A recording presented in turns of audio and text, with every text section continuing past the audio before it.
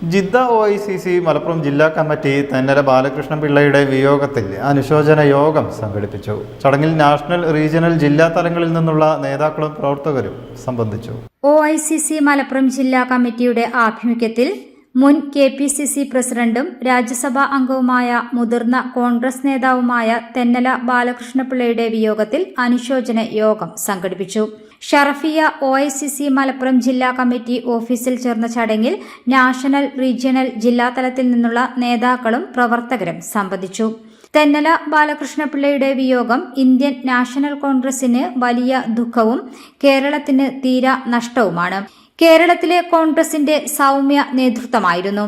ശാന്തതയുടെയും നന്മയുടെയും ലാളിത്യത്തിന്റെയും വിനയത്തിന്റെയും പര്യായമായിരുന്നു തെന്നല ബാലകൃഷ്ണപിള്ളയെന്ന് അനുശോചന യോഗത്തിൽ സംസാരിച്ചവർ അഭിപ്രായപ്പെട്ടു.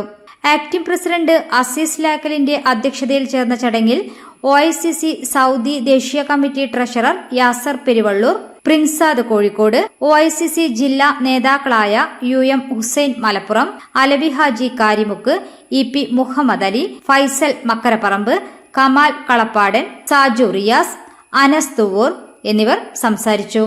ജനറൽ സെക്രട്ടറി ഇസ്മയിൽ കൂരിപ്പൊയിൽ സ്വാഗതവും ജോയിന്റ് ട്രഷറർ സമീർ പാണ്ടിക്കാട് നന്ദിയും പറഞ്ഞു. News desk media vision. പുത്തനത്താണിയുടെ സ്വന്തം കനകമകൽ ജ്വല്ലറി ഇനി മുതൽ Kanaka golden diamonds. Kanaka golden diamonds പുത്തനത്താണി. മാറുന്ന ലോകം, മാറ്റത്തിനൊപ്പം.